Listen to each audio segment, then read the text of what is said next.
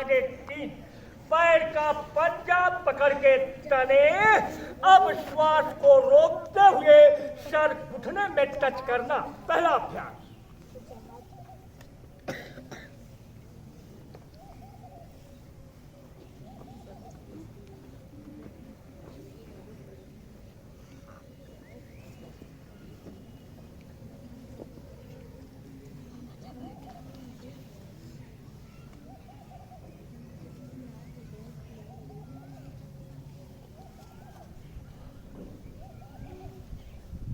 और जब आप सर ऊपर करेंगे तो श्वास नोक के माध्यम से बाहर निकालना है, मुंह से नहीं। नतमस्तक आसन, फायदे 3, पेट नहीं निकलेगा, रीढ़ की हड्डी मजबूत होगी और कमर दर्द कभी नहीं होगा हमारे पहले अभ्यास से। अब देखें हमारा दूसरा अभ्यास। दूसरा अभ्यास पैर के लिए है। आजकल आप लोग सड़कों पे अपने घर के अगल बगल देखते होंगे कि ऊपर से शरीर बहुत भारी, लेकिन नीचे पैर लोड लेने के लिए तैयार नहीं है, पैर कांप रहा है। तो पैर के लिए मैं 2 अभ्यास देता हूं, दूसरा और तीसरा। दोनों अभ्यास कर ये बच्चे करेंगे, इनके पैर में कभी कोई बीमारी छू नहीं सकती। यदि पैर में पुरानी बीमारी है, आप जैसे ही इस अभ्यास को शुरुआत करेंगे वैसे ही पैर की बीमारी भागेगी, पैर में बीमारी पुनः वापस आएगी नहीं। लेकिन ये दूसरा अभ्यास करना कैसे है इसको देखें। आप बैठ करके दोनों पैरों को इसी तरह से लंबा करेंगे। दोनों पैरों के बीच में केवल 1 फीट का फासला, इससे ज्यादा नहीं। और पैर के लिए एक उत्तम अभ्यास। सबसे पहले आप दाहिने पैर के पंजे के बीचों बीच पकड़ेंगे, लेकिन पैर टाइट रहेगा। पैर का टेढ़ा हो गया तो आपका एक्सरसाइज फेल हो गया। पैर को सीधा रखना है। अब 10 बार दाहिना पैर ऊपर नीचे आपको इस तरह से करना है। अभ्यास करते समय मुंह बंद करके श्वास नोक से लिया करिए, मुंह से नहीं। 10 बार दाहिना पैर ऊपर नीचे करेंगे, फिर इसे रोक करके 10 बार बाया पैर भी ऊपर नीचे करेंगे। बाया और दाया दोनों पैर 10-10 बार आपको ऊपर नीचे करना है। इस अभ्यास से आपके पैर में कभी कोई बीमारी नहीं आएगी, आपका पैर हमेशा निरोग मुक्त रहेगा। त्रिकोणी आसन दूसरा अभ्यास पैर के लिए एक उत्तम अभ्यास। अब देखें हमारा तीसरा अभ्यास। तीसरा अभ्यास भी पैर के लिए है। पैर के लिए दूसरा और तीसरा 2 अभ्यास मैं देता हूं, दोनों अभ्यास बच्चे करिएगा। लेकिन ये तीसरा अभ्यास हमारा गठिया रोग के लिए है।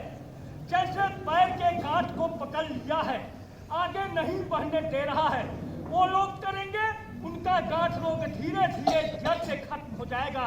और ये बच्चे करेंगे, कभी गठिया बीमारी में नहीं आएंगे। लेकिन इसको करना कैसे है ये देखें। एड़ी और पंजे को इस तरह से सटाएंगे, और ये कमर दर्द में भी काम करता है। हाथ को इस तरह से बनाएंगे और पैर के पंजे को पकड़ लेंगे। अब 10 बार आपका ये पैर पंख की तरह चलेगा। आसन का नाम बटरफ्लाई, लेकिन ये गठिया बीमारी के लिए अति उत्तम अभ्यास। अब देखें हमारा चौथा अभ्यास। चौथा अभ्यास हाथ के लिए है। यदि आपके हाथ में पुरानी बीमारी है, आप जैसे ही इस अभ्यास को शुरुआत करेंगे वैसे ही हाथ की बीमारी भागेगी, हाथ में बीमारी पुनः वापस आएगी नहीं। लेकिन इसको करना कैसे है ये देखें। हाथ की उंगली इस तरह से बनेगी, हाथ के लिए एक उत्तम अभ्यास। और ये उंगली हाथ के कंधे पे रहेगी। ईश्वर का दिया हुआ ईश्वरीय वायरिंग हर जगह लगी हुई है। ये घूमता नहीं, उसी समय जाम हो जाता है। कहते हैं भैया हमारा हाथ जाम हो गया, इसको घूमना चाहिए। अब आपका ये हाथ 10 बार सामने के तरफ घुमाना है। हमारे सारे अभ्यास आपको 10-10 बार करने हैं, 10 से ज्यादा नहीं। और फिर इसे रोक करके 10 बार हाथ को वर्ष पीछे के तरफ भी घुमाना है। आगे और पीछे दोनों तरफ 10-10 बार आपका हाथ घूमेगा। इस अभ्यास से आपके हाथ में कभी कोई बीमारी नहीं आएगी। आपका हाथ हमेशा निरोग मुक्त रहेगा। अब देखें हमारा पांचवा अभ्यास हाथ के कलाई के लिए है। इससे भी भविष्य में 3 फायदे। पहला, हाथ के कलाई में ताकत आएगी। दूसरा, हाथ के कलाई में कभी कोई बीमारी नहीं आएगी। और तीसरा, आपकी लेखनी सुधरेगी, आपकी राइटिंग भी बनेगी। लेकिन इसको करना कैसे है ये देखें। हाथ ठीक सामने रहेगा, हाथ की मुट्ठी बंधी होगी। आपका हाथ जितने टाइट रहेगा उतना ही आपको फायदा मिलेगा। अब आपके हाथ की कलाई 10 बार दाहिने तरफ घुमाना है। हमारे सारे अभ्यास आपको 10-10 बार करने हैं, 10 से ज्यादा नहीं। और फिर इसे रोक करके 10 बार हाथ की कलाई बाएं तरफ घुमाएंगे। बाएं और दाएं दोनों तरफ 10-10 बार हाथ की कलाई घूमेगी। इस अभ्यास से आपके हाथ के कलाई में कभी कोई बीमारी नहीं आएगी, आपकी लेखनी सुधरेगी और हाथ के कलाई में ताकत आएगी। अब देखें हमारा छठवां अभ्यास गैस्ट्रिक के लिए है। ये बच्चे करेंगे, गैस्ट्रिक के बीमारी में कभी नहीं आएंगे। और गैस्ट्रिक का रोगी करेगा, उसका गैस्ट्रिक धीरे धीरे जड़ से खत्म हो जाएगा। लेकिन इसका अभ्यास करना कैसे है ये देखें। पैर पीछे करके इस तरह से बैठ जाएंगे और घुटने के सामने का भाग चौड़ा रहेगा। इसको सटाना नहीं है, ये गैस्ट्रिक का शत्रु अभ्यास है। हाथ को इस तरह से बनाएंगे और पेट के पास सहारा लगाएंगे, पेट को दबाना नहीं है। अब आपकी दाढ़ी 10 बार जमीन में टच होना है। ये देखें, ये इसका मैं अभ्यास किया हूँ, बराबर कर ले रहा हूँ।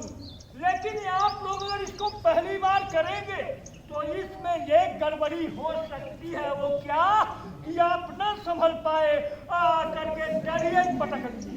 तो विशेष ध्यान देना, इस अभ्यास को शुरुआत करने से पहले दाढ़ी के पास एक तकिया जरूर लगा लेना, ताकि आपकी दाढ़ी फिसले तो तकिया पे जाए, जमीन पे न जाएगी, चोट लगे।